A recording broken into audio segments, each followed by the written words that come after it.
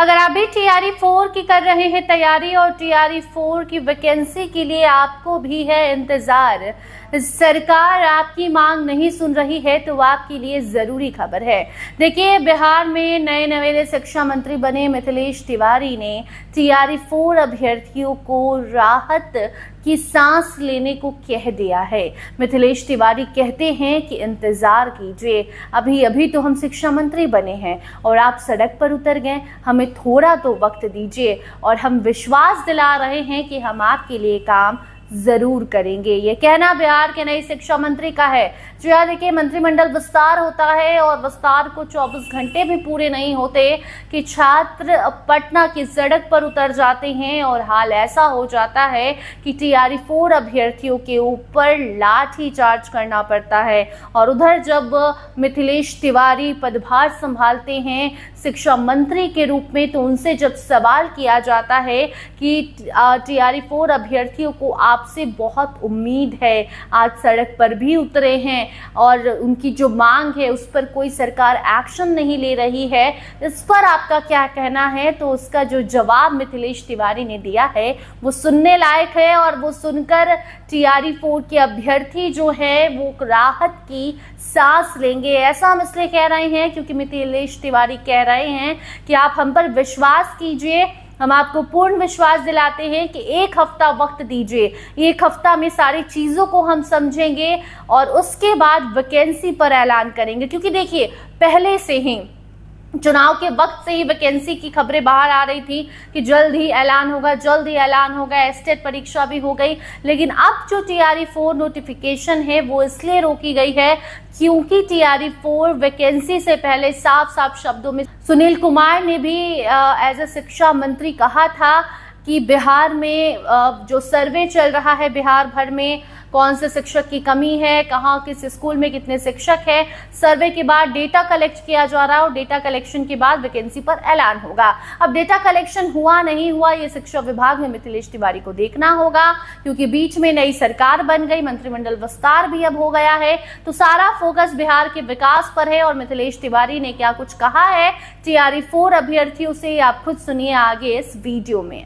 शिक्षा विभाग जिस तरह से बीत रही कॉलेज को अभी तक परमानेंट नहीं किया गया, उसको लेकर अरे भाई, मैंने कहा ना कि हमको एक सप्ताह का समय दीजिए, मैं खुद आप लोगों को बुला करके, और मैं मीडिया के सामने हर बात करने वाला व्यक्ति हूँ, मैं कोई भागने वाला व्यक्ति नहीं हूँ, इसीलिए आपको हर बात बताएंगे, आपसे भी कुछ सुझाव लेंगे और बिहार की 14 करोड़ जनता से भी सुझाव लेंगे। हमारा सुझाव का एक बड़ा सा यहाँ पर मंत्रालय में भी हम आज अपने अधिकारियों को कहेंगे कि मंत्री के पास कोई भी व्यक्ति आए, मंत्री से भेंट नहीं हो, अपनी समस्या लिख करके डब्बे में डाल के जाएगा और हमारा सेल उसको खोलेगा और उसकी समस्याओं का समाधान उसके घर तक पहुँचाएगा। और इसके साथ साथ एक टोल फ्री नंबर भी जारी करेंगे कि बिहार के किसी गाँव में बैठा हुआ व्यक्ति अगर वो शिक्षा विभाग की किसी समस्या से ग्रसित है या कहीं कोई भ्रष्टाचार की सूचना देना चाहता है, टोल फ्री नंबर पर अपना कंप्लेन दर्ज करेगा, 48 घंटे में उसका समाधान होगा। बिहार में सबसे ज़्यादा समस्या जो होती है सर टीचर के लिए, जो टाइम से पहुंचते नहीं है, वेतन भी उठा लेते हैं, एक महीना नहीं आते हैं सर, बहुत सारा है जो बिहार। देखिए, ऐसा नहीं है कि सभी ऐसा करते हैं, लेकिन कुछ ऐसा करते होंगे, करते हैं ये मैं नहीं कह सकता, करते होंगे। हम लोग आज यह बिहार डिजिटल युग में प्रवेश कर गया है, आर्टिफिशियल इंटेलिजेंस का ज़माना है और इसका कुछ ऐसा इंतजाम हम करने वाले हैं आने वाले दिनों में कि शिक्षक अपने नियत समय में स्कूल में ही रहेंगे, बाहर नहीं जाएंगे। शिक्षक केवल एक टीचर नहीं है, केवल एक कर्मचारी नहीं है, केवल एक मुलाजिम नहीं है, शिक्षक समाज का आईना है। अगर शिक्षक प्रसन्न नहीं रहेगा, अगर शिक्षक मेहनत नहीं करेगा, परिश्रम नहीं करेगा, तो हमारा बिहार विकसित बिहार बनेगा कैसे? उनकी भी समस्याएं हैं, उनकी समस्याओं पर भी हम लोग गौर करेंगे। एक बार एक सप्ताह हमको समय दीजिए, एक बार हमको सब समझने दीजिए और उसको करें। मैंने आपको कहा ना कि अब ये सब चीज़ें ख़त्म होंगी और फाइल रुकता है, मतलब समझिए भ्रष्टाचार का जन्म हो जाता है। ये भ्रष्टाचार नाम का राक्षस यदि कहीं भी है, उसका समूल नाश करें। मंत्री एक आखिरी सवाल है, IGIMS की जो छात्राएं हैं लगातार रात से प्रोटेस्ट कर रही हैं। एक बार वो विषय स्वास्थ्य मंत्रालय से जुड़ा हुआ है और स्वास्थ्य मंत्रालय से जुड़ा हुआ है, स्वास्थ्य मंत्री जी देखेंगे और बाकी हमको जरा शिक्षा विभाग देख लेंगे। वाइस प्रिंसिपल का इस्तीफा मांग रही है।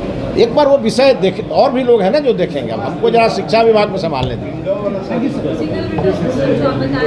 हाँ, मैंने कहा ना कि बिहार की जनता, सब लोग पटना नहीं आ सकते, सब लोग मंत्री से नहीं मिल सकते। कोई DO ऑफिस का चक्कर लगा रहा है, कोई BO ऑफिस का चक्कर लगा रहा है, परेशान है। हम एक विधायक के रूप में भी इसको हमने महसूस किया है, तो हम इसके लिए टोल फ्री नंबर जारी करेंगे 1 सप्ताह के अंदर, और इसके लिए मंत्री सेल में और DO ऑफिस में एक डब्बा रहेगा और उस डब्बे में लोग अपनी समस्या लिख के जाएंगे और जब समस्या आएगी तो उसको फिर डिजिटल प्लेटफॉर्म पर रजिस्टर्ड किया जाएगा और उसके मोबाइल पर इसकी सूचना जाएगी कि आपका आवेदन मंत्री शिकायत कोषांग में रजिस्टर्ड हो गया और उसका समाधान 48 घंटे में विभाग को करना होगा। जो इसको नहीं करेंगे, चाहे वो विभाग में कितने बड़े से बड़े पदाधिकारी होंगे, वो या तो ट्रांसफ़र ले लेंगे यहाँ से, विभाग छोड़ के चले जाएंगे। हम दिन रात काम करने वाले आदमी हैं, दिन रात काम कराएंगे। वेतन और जो सुविधा सरकार दे रही है, जो कठिन परिश्रम करेगा उसको रिवार्ड भी दें।